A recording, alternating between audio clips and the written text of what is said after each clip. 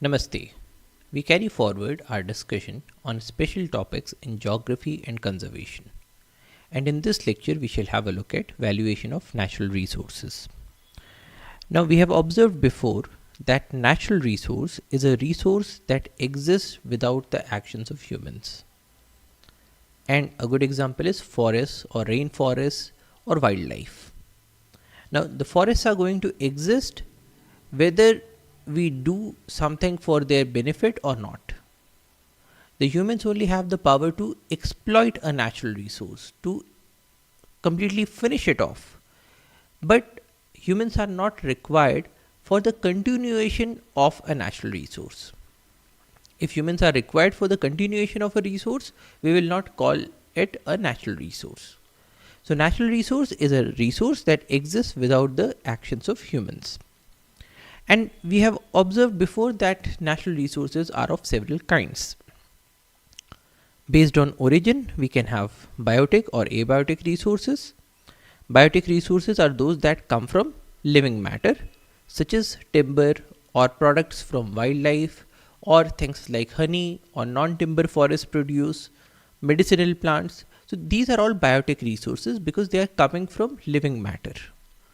On the other hand, we also have abiotic resources which come from non-living matter, such as iron ore. Now, ores such as iron ore or say copper sulfate are of a non-biotic origin. They are not coming from living matter, and so we call them as abiotic resources. Another classification is the classification based on the stage of development. So in this context, we saw that we have potential resources, that is those resources that may be used in the future. So we are currently not using those resources, but they can be used in the future, such as oil that has not been drilled. On the other hand, we have actual resources, which are those resources that are currently being used after surveying, quantification and qualification, such as timber from a forest. Or in this context, we can also talk about things like wildlife or non-timber forest produce like honey. Now, in these contexts, these resources are actually being used in the present day. In most cases, we have already surveyed the whole area to quantify how much of timber is there in the forest, what is the quality of that timber. And once we know these values, then we can decide on whether we want to harvest them at one go or we want to go for a sustainable harvest. And in these cases, the harvest will mostly depend on the kinds of income that it is going to provide. So for example, if you have an area where you have say teak plants, teak trees, and the area has a very good furniture industry. So in that case, the exploitation of this resource will depend on the kind of wood that is required for the furniture industry. So we will basically go for very large size trees. So they will be preferentially harvested from the forest. On the other hand, if you have an area where there is a huge requirement of say railway sleepers. Now in that case, you do not require huge size trees, you require those trees that are of a medium girth.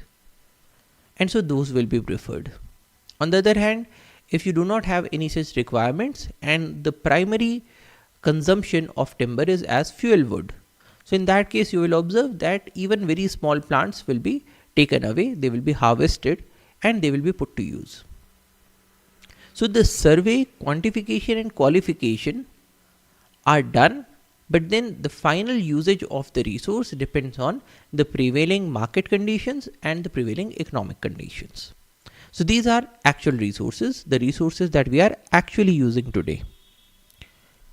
But some part of the actual resources may be reserve resources, the part of actual resources that can be developed profitably in the future, such as low concentration ores. So in this case, the resource is a part of the actual resource, but we are currently not using them because they are not very profitable. For example, in our forests, you can be having certain species of trees that do not have a very good market value today. But say later on, because of certain technological improvements, or because the preferential trees have already been harvested, there may be a stage where we will have a market for those trees. And so these resources, they are a part of the actual resources. They are a part of the forest from which we are already taking out timber. But then we will call them as reserve resources because they are not that profitable today. Maybe sometime in the future they will become more profitable, and then we will start to exploit those resources. Similarly, in the case of low concentration ores, the concentration is so less that extraction of the material of interest or the metal of interest is prohibitively expensive. It just does not make economic sense to extract the metal from low concentration ores. So they are not profitable. But probably later on, with advancements in technologies, we will come to a stage where it becomes profitable to extract these metals from the low concentration ores. So in this case, these are known as reserve resources, because these low concentration ores, they are also a part of the ore seam, and they are currently being removed and not being used, but maybe sometime in future we will start to exploit them. Another category is stock resources, which is those resources that have been surveyed but we lack the technology to use them, such as hydrogen for nuclear fusion. Then we have also observed that on the basis of renewability, we can have renewable or replenishable resources and non-renewable or non-replenishable resources. And in most of these cases, we have to make a choice between whether we are going to exploit these resources or not. And if yes, to what extent? Now, this has become more and more important because we now have a large population. And this population needs certain resources. We also have an advancement of technology. We also have an expansion of aspirations of people. So today, most of us want to have sufficient food, water, clothing, houses, but we also need things like electricity or internet or computers or telephones and so on. Now, these wants were not existing before. So if you consider your ancestors, say 200 years back, there was no computer, there was no electricity, there was no mobile communication, and so we did not have these wants. But now, with the advancement of technology, with the advancement of aspirations, everybody wants to have these resources. And we could have provided these resources to everybody, but then our population has also grown over time. So now you have more mouths to feed, you have more people to provide electricity with, more people to provide telephone communication with, and so on. Now, if you want to provide all of these wants, where are we going to get the resources from? If you want to provide people with, say, computers, so to make the computer, you require certain amount of metals. So those metals will have to be extracted. You will want to have certain amount of plastics to make the body of the computer. That will have to be extracted, say, from petroleum. You will require certain pieces of glass. And to manufacture the computer, you will require many machines. Now those machines will again require lots of metals. To run those machines, you will require lots of energy, lots of electricity. To get that electricity, you will have to perform mining, say for coal or for natural gas. Or you will have to stop rivers and make dams. So to make just one thing, just a computer, you require a huge amount of natural resource. Now just think about what all things do we need, what all things do we want. And to make each and every one of them, we are requiring a huge amount of resource, lots of natural resources. You talk about things like clothes. So to make cotton, you will require a farmland. So that farmland requires a land. And that land will have to be taken away from some other use. In most cases, we are using the forests. So the forests are clear cut to make way for agriculture. Now, not only do you need land, you will also require water. So you need to have a means to stop the rivers, to divert their flows, to bring water to your farmlands. You will require things like fertilizers or pesticides that again would require lots and lots of resources. To run your tractors, first of all, you will need a tractor, which again requires lots of metals, lots of rubber, and you to run that tractor you require lots of fuel. That again is petroleum. Now, once you have the cotton, that cotton will have to be processed. Again, that will require machines, that will require electricity. That cotton will have to be transported. That cotton will be converted into yarn, and that yarn will be woven into cloth. Then that cloth will be dyed, and then that cloth will be again transported to some other location. So just to make a simple thing such as cloth available to people, you require huge amounts of resources. Now, some of these resources are renewable, some of these resources are non-renewable. But the point is, with an increase in our population size and with the increase in aspirations and technology, we now have more resources to be provided to lots of people. And when you want to provide these resources, when you want to provide these consumable and non-consumable goods, the question is, are you going to divert the forest or not? And if yes, to what extent? Because we have also observed, say in the case of the Aral Sea, that when the water was diverted for agricultural uses, that led to an ecological catastrophe in the area. The rivers dried up, the Aral Sea dried up, the concentration of pesticides, heavy metals in the area went up, the cases of cancer and other diseases went up, people lost their employment, people lost the fishing industry, people lost the tourism industry. So if we make any such decision, if we make any such intervention to exploit the natural resources, they will have certain consequences. But then we cannot say that no, we are not going to touch any forest. Because if you do not do that, where will you get the metals and the coal from?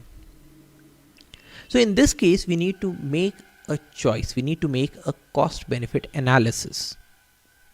And to do that cost-benefit analysis, you need an economic valuation of the resources that you have. Now why? Because suppose there is a proposal that, okay, we are going to convert, say, 1000 hectares of forest into, say, a farmland.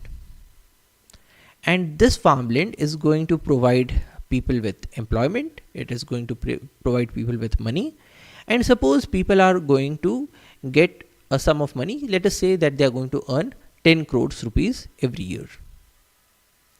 And the person who comes up with the policy might say that, okay, this forest is of no use, and if you convert this forest into an agricultural land, we will be able to provide people with 10 crore worth of money and employment. And everybody would say that, okay, why not? But then if you actually did the valuation of the forest, and if it so turns out that the forests were able to provide people with an amount of resource that is, say, equivalent to 15 crores of rupees every year.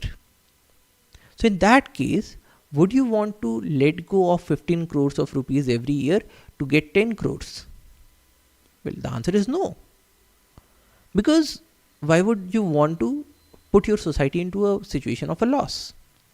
But if the forests were providing, say, resources worth 5 crores, and by converting them into the agricultural fields, you were able to extract, or you were able to provide people with 10 crores. Then everybody would say that, okay, let us convert this forest into a farmland. Now, when you make these decisions, it is essential to know how much amount of resource or how much amount of money is the forest able to provide every year. Because if we did not know that, there is a huge chance that we will be penny wise and pound foolish, because we will be gaining certain amount of employment, we will be gaining certain amount of GDP increase, but with the loss of a much greater amount of money. So for these reasons, we need to do an economic valuation. So economic valuation is needed to aid cost benefit analysis when the natural resources being diverted. Example, when forests are being diverted into mining. Because there have been instances where forests were diverted into mining, and say over the life of the mine, say over 50 years, this mine provided people with ores that were worth say 500 crores.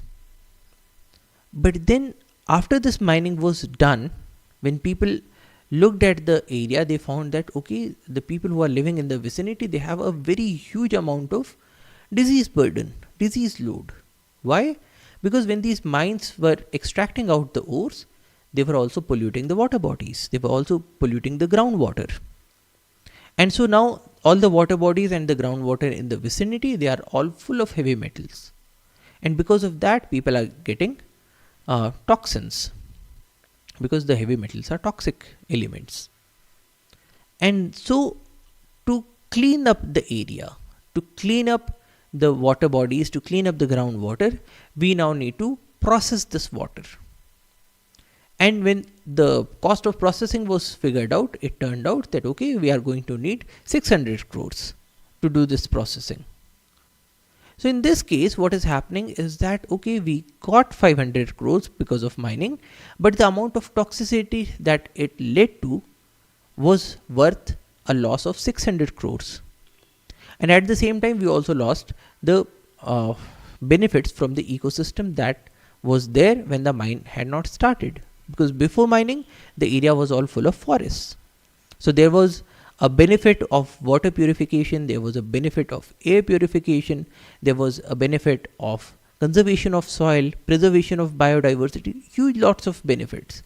They were all lost because we wanted to have 500 crores, but afterwards when we did the calculation, it turned out that okay, we were at a loss of much greater values. And so it would have been much better if we had actually done the economic valuation before setting up the mine. So by looking at these examples, now the norm is that before we divert anything, we do a cost benefit analysis. What is the benefit that this mine is going to provide to people and at what cost? And so for that we need to do an economic valuation. We also require economic valuation to provide evidence to aid habitat conservation policies by highlighting the economic value associated with conservation, such as watershed benefits. That is, when you tell people that okay, we have a wildlife reserve in this area and we should continue this area as a wildlife reserve. So people will always come up with certain statements that okay, this area is not giving us that much of benefit, let us convert this area into an industry. Now to counter these statements or to counter these sorts of ideas, you need to come up with an analysis of the kinds of benefits that your wildlife reserve is providing to the people. In a large number of cases, because we do not have an idea of the kinds of benefits that these areas are providing, we make bad decisions. And it is only once that we have completely obliterated the well-functioning ecosystem that we realize that okay, we did something that was very wrong and we should not have done this. Now to avoid such situations, you need evaluation of the kinds of benefits that your natural resources are providing to people. Now in this case, you require them to be able to say forcefully that okay, this area needs to be preserved or conserved as a wildlife reserve. And we also require economic valuation to evaluate economic compensations legally required for damage to natural resource through polluter pays principle, such as oil spills. Now it turns out that most of the industries will try to cut costs to boost their profits. Now in certain situations, the cutting of costs happens in such ways that the company foregoes the installation of a pollution controlling device, or the company does not install safety mechanisms, because of which accidents become more probable. In certain cases, the accidents such as the oil spills can affect large areas, large ecosystems. So if there is an oil spill, the oil is going to float for a very long distance, and any organism that comes into contact with the oil will get smothered with the oil. In the case of many aquatic mammals like dolphins, once they come into contact with the oil covers their bodies, and then their ability to control their temperatures is lost. They die out of hypothermia. In certain other cases, when the animals come to the surface to breathe, the animals such as turtles can have oil entering into their lungs. And in those cases, the animals are going to die because they are now no longer able to breathe. So there is a huge loss to the ecosystems. The oil spill, if it reaches into the beaches, it will cover the sand. And so it will destroy the habitat of all those species that were living in that sand. And also all those species that use that sand for, say, laying of their eggs. If this oil spill reaches into a mangrove forest and it enters into the pneumatophores, you will have a situation where the trees die off. With the death of these trees, there will be a loss of a large number of other organisms that are dependent on these trees. And to make companies responsible for any such accidents or any such lapses, legally we have made provisions that, okay, if somebody makes a damage to the ecosystem, they will have to pay to overcome that damage. That is, we will have a situation where we take money from these people who are polluting the environment, and that money will be used to compensate for the loss of the ecosystem. So basically that money will be used to, say, clean up the beaches, or that money will be used to take away the oil from these areas, or that money will be used for replantation of these areas, and so on. Now the question is, what is the amount of money that you should take from these people? Because legally we have a provision that the polluter will have to pay. The question is, how much will the polluter have to pay? To know that, we need to do an economic valuation of the natural resource, because only when we know the value of the natural resource will we be able to say, okay, this is the amount of natural resource that was destroyed because of your oil spill, because you did not take precautions. And for taking that money, you need to do a valuation of the natural resources. And so the economic valuation of natural resources has become a very important topic these days. Now in this context, the question is, what is the total economic value of a natural resource? If we have, say, a forest, is the value of forest equal to the value of the timber that you will sell in the market? Is that the value of the forest? Or does it also involve certain other values? So in this context, we talk about the total economic value of a natural resource. Now, total economic value of a natural resource is the sum of the use value and the non-use value, where use value is the value that arises out of the use of the resource. So in certain cases, you are using the forest for something, and the kinds of economic benefits that you get because you are using the forest will be called the use value of the forest. At the same time, we also have the non-use value, that is the value arising even though the resource is not being used. So even if you have a forest and you are not using that forest, then too it provides you with certain benefits, certain values. And that value is known as the non-use value of the forest. We'll look at use and non-use values in a short while. So use values comprise direct values, indirect values, and option values. And non-use values comprise existence value, altruistic value, and bequest value.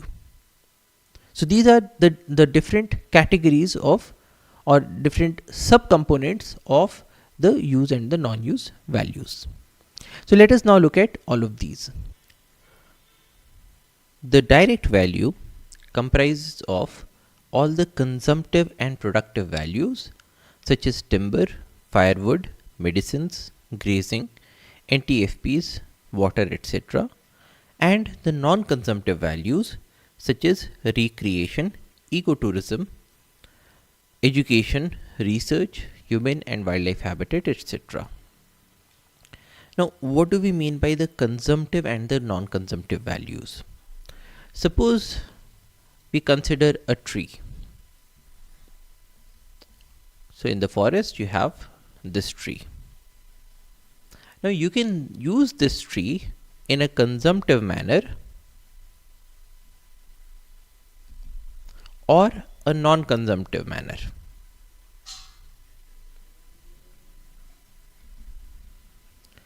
Suppose you decided to chop this tree, cut it into wood and use that wood. That would be a consumptive use. Or suppose there are fruits on this tree and you wanted to pluck all of these fruits and use them. That again would be a consumptive use.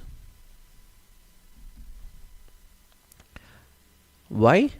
Because you are consuming certain resources. If you are using the wood of the tree, then no more wood is available in the tree for the use of others.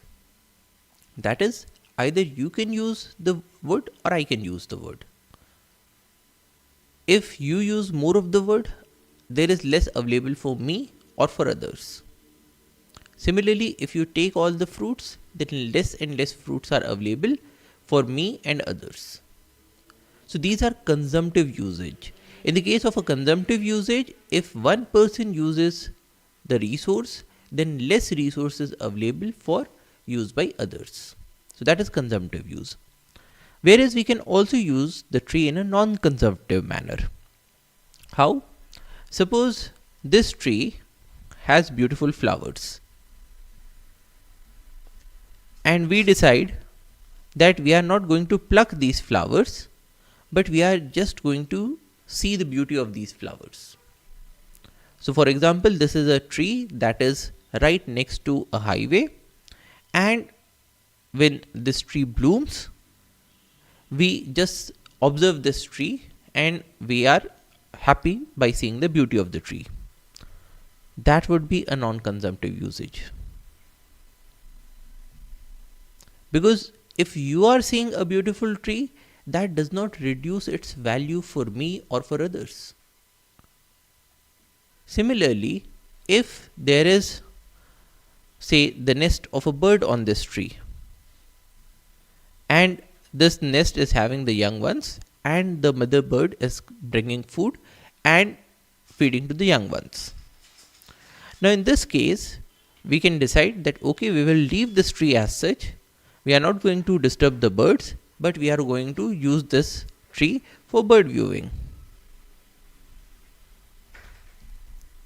or bird watching. In this case again, we are using this tree in a non-consumptive manner, because if you watch a bird on a tree, then it does not reduce the value of the tree for others for doing the bird watching activity. So this is a non-consumptive utilization. Now direct value comprises of all different consumptive values and all the non-consumptive values. That is, we include things which are being used in a consumptive fashion. That is, if one person uses it, there is less available for others, such as timber, firewood, medicines, grazing, NTFPs, water and so on. And the non-consumptive values in which things are being used in a non-consumptive manner. That is, if one person uses, it does not reduce the value for others, such as recreation or ecotourism. Now here we are saying ecotourism, we are not saying tourism, because the difference is that ecotourism is environmentally sensitive tourism. It is environmentally responsible tourism. That is, if you are going to visit a place, you do not overutilize the resources there. You do not dump that area with trash. You maintain that area in the most natural way. So you do not take anything other than photographs. You do not leave anything other than your footprints. In the case of ecotourism, we do not take away resources from the area. We do not pluck flowers. We do not eat away the trees, we do not hunt animals, and we do not leave anything other than our footprints. We do not leave trash, we do not leave plastic bottles, we do not create filth in the area. So that is ecotourism. Now, if we are doing ecotourism, it does not reduce the value of the tourism area for the next person. So this is a non-consumptive utilization of the area. So recreation or ecotourism, education and research. You can use a forest for education and research activities.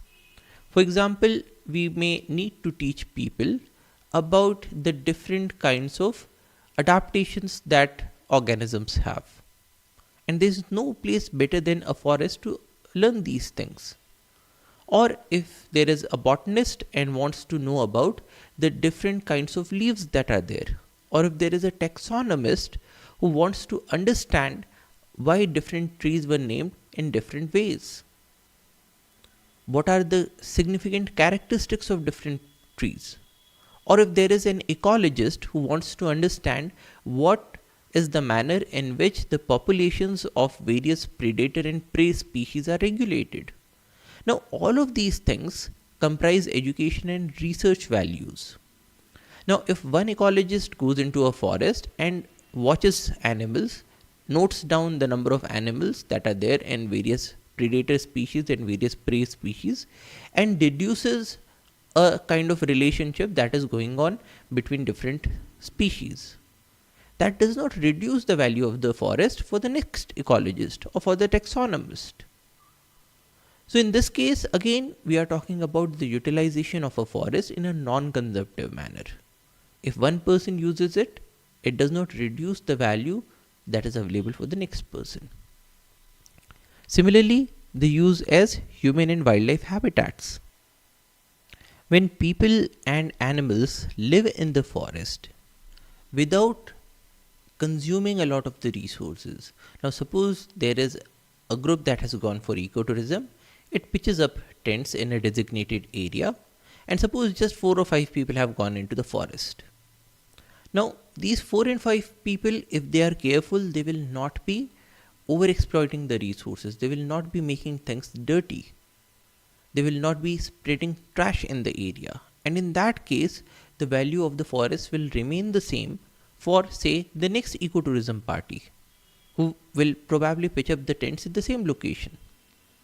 Similarly, if the forests are being used as wildlife habitats and we are gaining values from different kinds of wildlife, say through tourism, so in that case again we are not consuming the forest by its use as a habitat.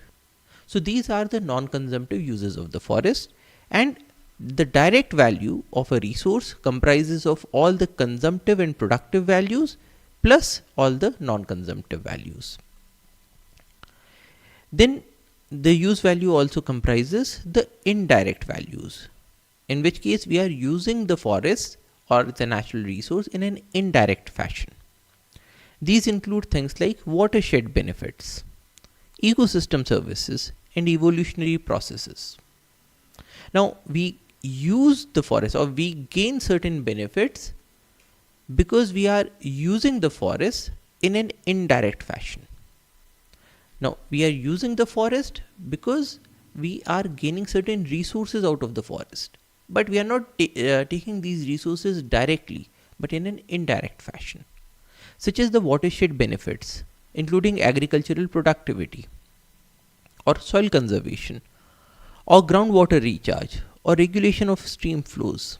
Similarly, ecosystem services such as nitrogen fixation, waste assimilation, carbon sequestration and storage, microclimatic functions. Similarly, if you look at evolutionary processes, including global life support and biodiversity, then forests support various life forms. Forests support various forms of biodiversity.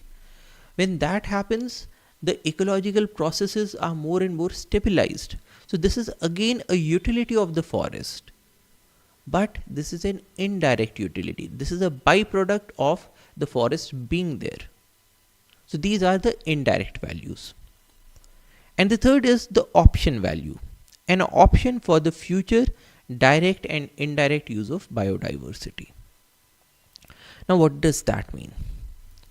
Suppose you are in the market looking for a house, and there are two houses that you are preferring, let us say house A and house B.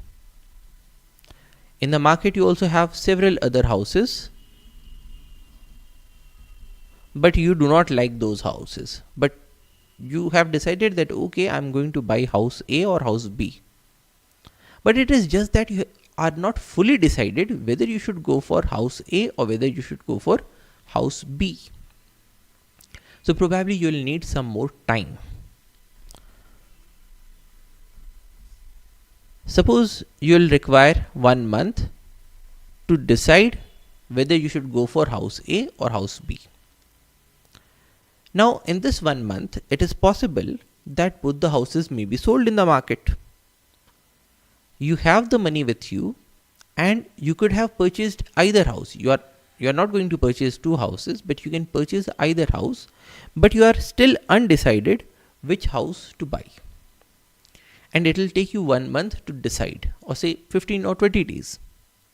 But you have this hunch that because the property is booming in the area and there are so many people who want to buy houses, then if you decided on buying house A and in this month the house A was already sold, then you will not be able to get the house of your own liking. Or suppose you decided that you want to go for house B, but in the 1 month that it takes you to decide, the house B is sold. So you want to create a situation, or you want to maintain an option on both these houses. Now, if you go to the owners, you go to the owner of house A and you tell this person that okay, please do not sell this house for 1 more month, because I am deciding whether I should buy this house or not, and it will take me 1 month. What will the owner of house A tell you? The owner would say, or the seller would say that okay, that is fine, but I am here to sell this house. So if you do not take a decision now, and if somebody else comes, I am going to sell this house. Then you can negotiate with this seller or the owner. You will say that okay, let us do one thing. I'll give you 10,000 rupees. You keep this 10,000 rupees, and this 10,000 rupees is for you to give me this option for 1 month. That is, if in this period of 1 month I decide that I am not going to purchase your house, I am compensating you by this 10,000 rupees. And if in this 1 month I decide that I am going to purchase your house, then nothing like it. So you are giving this person 10,000 rupees to have the option on this house. And similarly, you will give say 5,000 rupees to person B to create an option on house B. So in this case, you are giving this person rupees 10,000 and you are giving this person rupees 5,000. Now suppose at the end of your month, you decided that you will buy house B. In that case, this 10,000 rupees that you gave to the owner of house A, that becomes an investment that you did not use. But this investment was necessary, or it provided you with certain values by letting you a period of 1 month to decide between both of these houses. So this 10,000 rupees that you gave to this person is an option value, or the price for the option value of having this option to buy this house, say after a period of 1 month. Now similarly, if you consider a forest, then you have two options.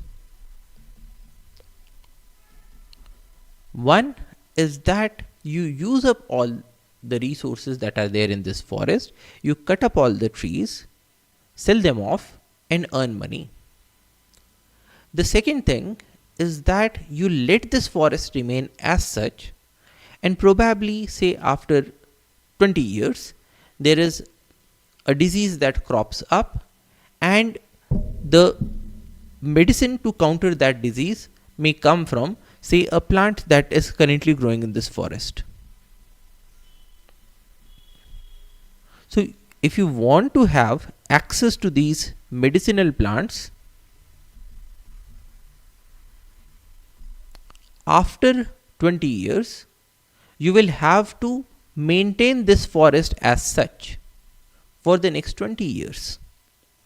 Now, this maintenance would require you to forego the use of the resources today and to conserve or to devote resources for the conservation of this forest for the next 20 years. So, you are actually investing money to keep this forest as such, to have an option to take those medicinal plants after a period of 20 years. So, the forest, just by being in the place, is giving you this option. So, this kind of a value where you keep an option of using the forest or the natural resource at a later date is the option value of that resource. So, option value is an option for the future direct and indirect use of biodiversity or of the natural resource. So, when we talk about the use values, we can use the natural resource either directly or indirectly, or we can keep an option on the future use of the resource. So, these are the various use values of your resource. When we talk about non-use values, we are talking about those values that we gain without using the forest or the natural resource. And here we have existence value, altruistic value, and bequest value. So, what are those? Existence value is the value deriving from the knowledge that the resources continue to exist. Now, what does that mean? Today we know that we have polar bears in the polar areas. Now, a person who is living in India will probably never go to watch these polar bears. But suppose one day you get this news that all the polar bears have been decimated. All the polar bears have been killed. Now, in this case, will you feel happy that all the polar bears are killed, or will you feel sad? Now, most of us will feel very sad that there is this beautiful species that has become extinct. And if we know that the polar bears are existing, even though we will never go and see them directly, but just the knowledge that, okay, we have polar bears somewhere, this knowledge gives you a certain bit of joy, a certain bit of value. And this joy or this value that comes because your resources continue to exist is known as the existence value. Similarly, when we know that, okay, we have kangaroos in Australia, or when we know that we have giraffes in Africa, it is possible that we'll never see a giraffe directly. We are never going to use a giraffe directly. But just knowing that, okay, we have so much amount of biodiversity on this planet, this makes us feel good.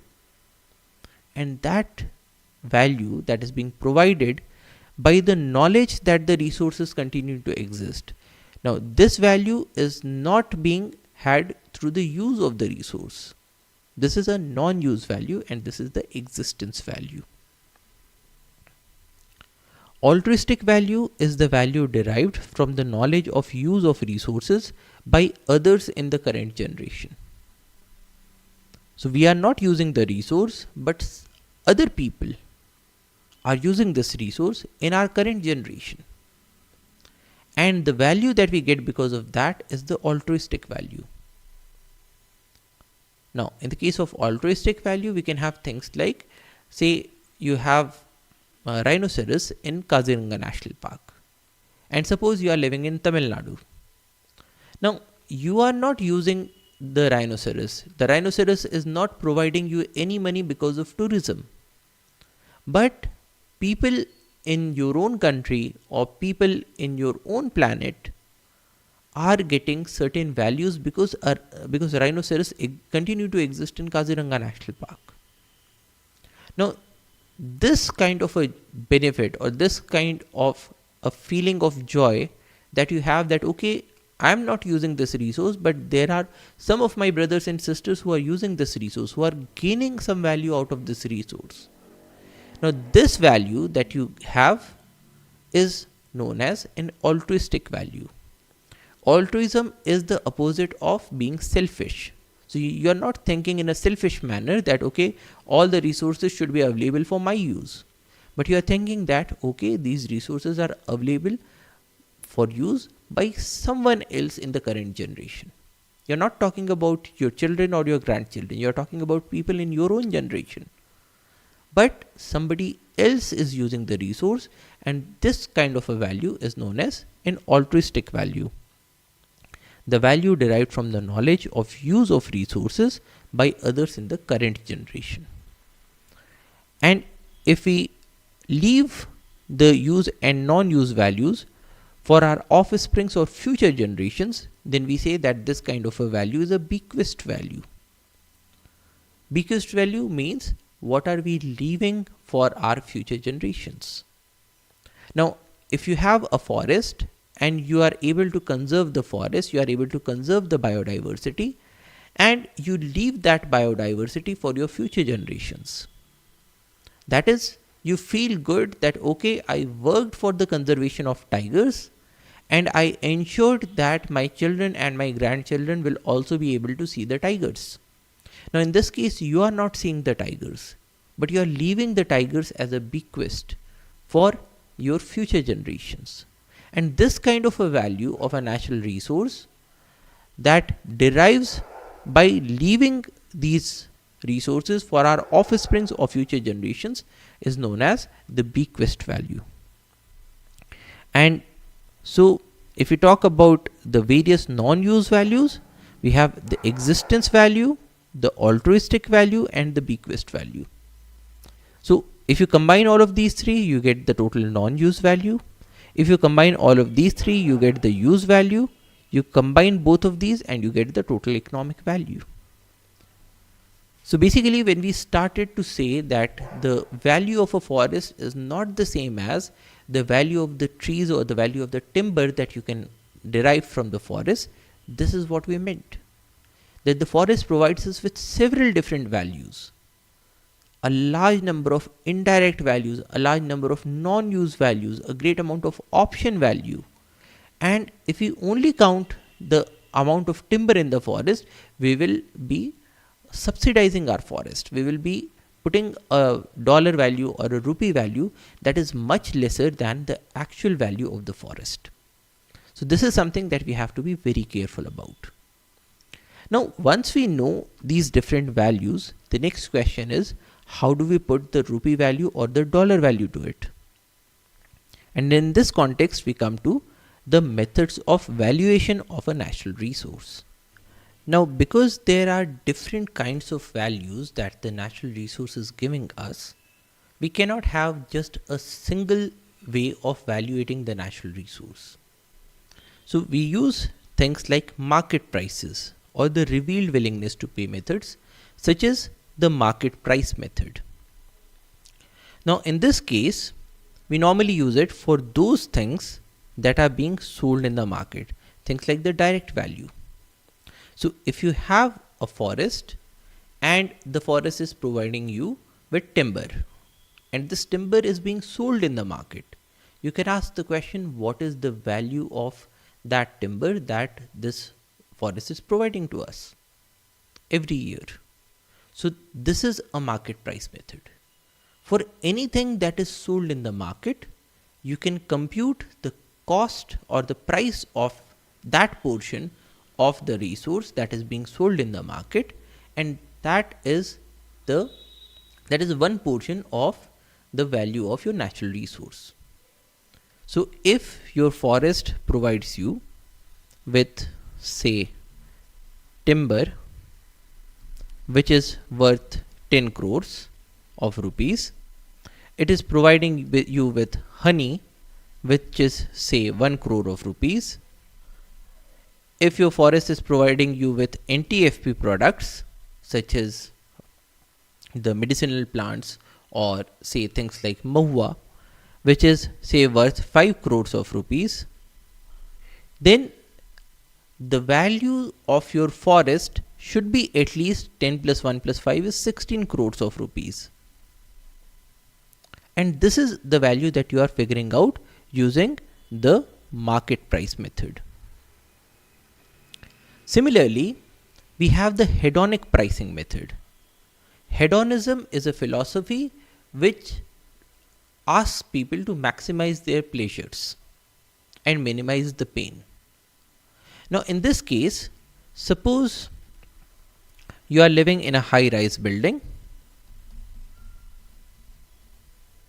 and on one side of the building you have a forest, and on the other side you have a road where you have lots of vehicles that are plying, and probably you also have a dump yard in this location, say a landfill.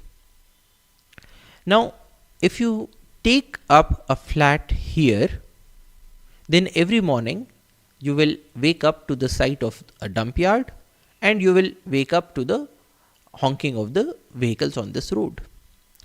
Whereas if you take up a flat here, every morning you will wake up to see the greenery in the forest, and probably you will wake up to the sound of the birds. Now, which of these will you prefer? Now, it turns out that people prefer to have a house that is sea facing or garden facing or forest facing or mountain facing, and this preference is also reflected in the price of the various houses. So basically you will find that this house will have a cost of say 2 lakhs extra as compared to this house, and this amount of 2 lakhs is coming because of a value that is being provided by this forest. Now, if you add up the value of all of these different houses and all the houses in the nearby towers, then that is also a value that your forest is providing to you. Similarly, we can ask the question that if people are coming into our forest to see tigers, what is the amount that they are spending on their travel cost? Because to see a tiger, to come to a tiger reserve, people have to spend money on transportation. People have to take up lodging in the area. People have to spend money for entry fees, for hiring a gypsy, for hiring a driver, for hiring a guide. And if the value that the people are getting out of seeing the tiger was less than amount, so the value of the non-consumptive use of the forest, can also be had by looking at the amount of money that people are actually spending to come to the forest, to witness the tigers, to take the joy of seeing the tiger. So that is another way of doing a valuation of the forest. So these are the market prices methods or the revealed willingness to pay, because people have already shown their willingness to pay through these interactions that are happening in the market, through interactions that are happening in the real estate market, or through the pricings that people are spending in coming to see the tiger. So these are the market prices methods. But we can also look at circumstantial evidence or imputed willingness to pay, which is an inferred willingness to pay, such as replacement or substitute cost. Now in this case you ask the question that okay, the forest is providing you with certain benefits, say for water purification. Now if you did not have this forest, you would have to spend money to purify the water, say by setting up a water purification plant.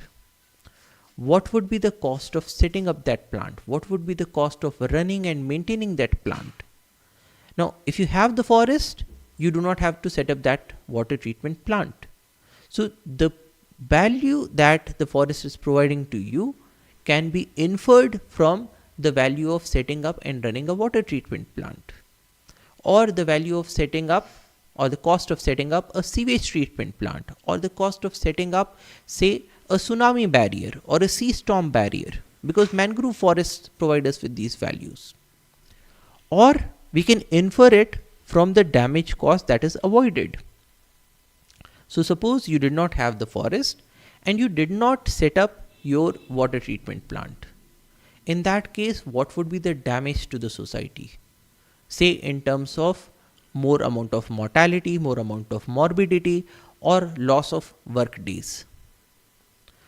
If you compute those values, they are also a value that the forest or the well functioning ecosystem is providing to us. So methods such as these are known as circumstantial evidences or imputed, which means inferred willingness to pay. Because we are not actually setting up the water treatment plant in this case, or we are not actually removing the forest and seeing what is the amount of damage. We are just inferring it from the available information. So that is another way of valuation. Yet another way of valuation is through means of surveys or expressed willingness to pay, such as contingent valuation method. In this case, you set up a survey and you ask people a hypothetical question that the government is cutting down a forest to gain revenue. And to stop the government from cutting down the forest, let us all contribute certain money in the form of an extra taxation. What is the amount of money that you are willing to pay?